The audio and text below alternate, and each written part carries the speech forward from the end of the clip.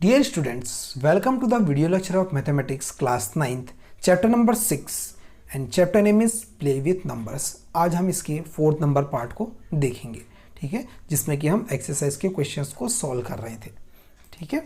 तो हमारा exercise next exercise है 6.1 एक्सरसाइज हमने कंप्लीट कर लिया है। तो 6.2 एक्सरसाइज जो कि पेज नंबर 123 में आपको बुक में मिल जाएंगे, ठीक है। इसका क्वेश्चन नंबर फर्स्ट है, तो which of the following numbers are multiple of 5 and 10, ठीक है। कुछ नंबर्स गिवन है यहाँ पर, इसमें हमको सिलेक्ट करना है कि 5 के मल्टीपल नंबर्स कौन से हैं और 10 के मल्टीपल नंबर्स कौन से हैं, ठीक है। तो आपको सबसे पहली बात ये पता होना चाहिए कि 5 डिविजिबिलिटी बाय 5 या मल्टीपल ऑफ 5 कौन से कंडीशन में होता है और मल्टीपल ऑफ 10 कौन से कंडीशन में होता है। डिविजिबिलिटी रूल आपने पढ़ा होगा 5 और 10 के लिए, उसी रूल से इसे हम चेक करेंगे कि कौन से 5 के लिए मल्टीपल है कौन से 10 के लिए मल्टीपल है।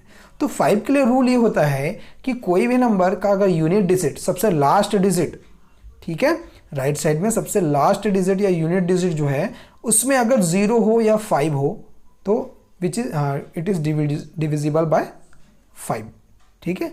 और अगर किसी नंबर के लास्ट में सिर्फ 0 हो, ठीक है, सिर्फ लास्ट डिजिट जो है अगर यूनिट डिजिट आपका 0 हो तो वो 10 से डिविजिबल होता है, ठीक है। ये बात आप ध्यान रखेंगे।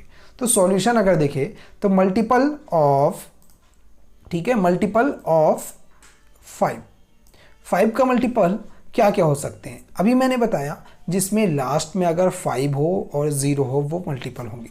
तो इसमें अगर देखिए लास्ट में आपका 0 है तो ये क्या होगा आपका डिविजिबल या मल्टीपल ऑफ 5 होगा। इसमें भी लास्ट में 5 है तो मल्टीपल ऑफ 5, इसमें लास्ट में 0 है, this is also multiple of 5, ठीक है। Are there with the digits are 0 और 5, ठीक है। इसके लास्ट डिजिट 0 और 5 है तो 5 से डिविजिबल। अब 10 से डिविजिबिलिटी के लिए क्या करेंगे हम कि लास्ट में 0 होना चाहिए, इसके लास्ट में 0 है आपका और इसके लास्ट में भी 0 है, तो ये दोनों क्या होगा 9560 and 800 as their unit digit is 0, ठीक है, इसलिए मल्टीपल होगा 10 का, okay.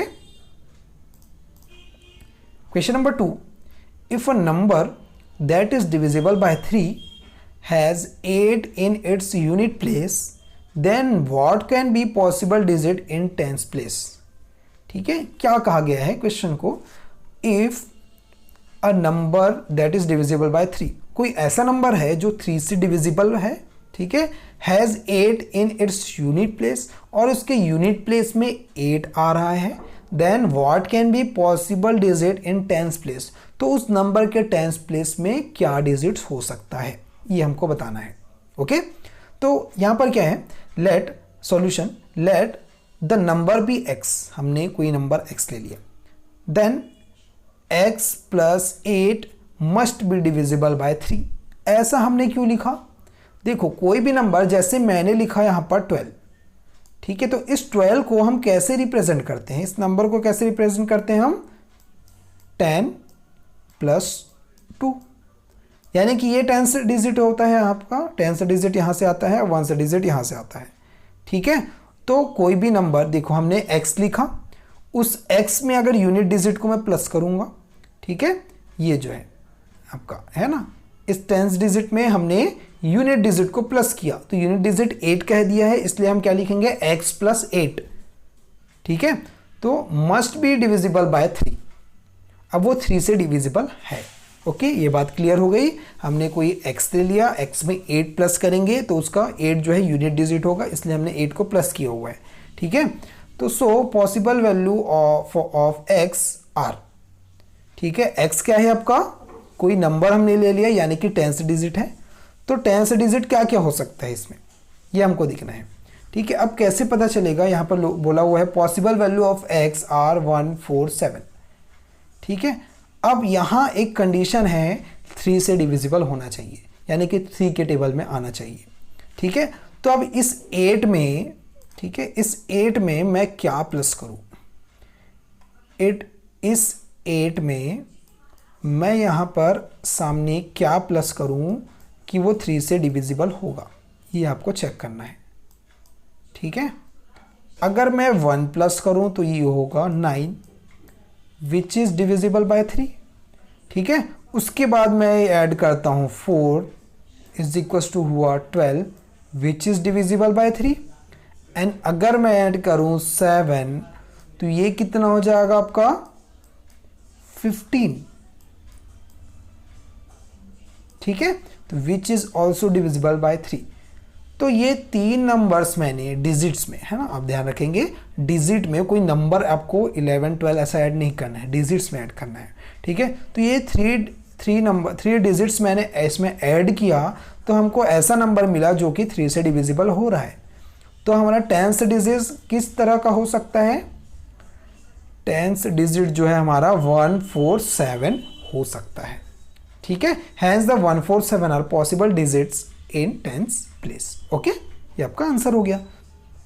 Next third number, if number यहाँ पर क्या है 35p यानी कि 3 डिजिट नंबर है। 35 इसका आपका 10th और 100th डिजिट है और p इसका यूनिट डिजिट है।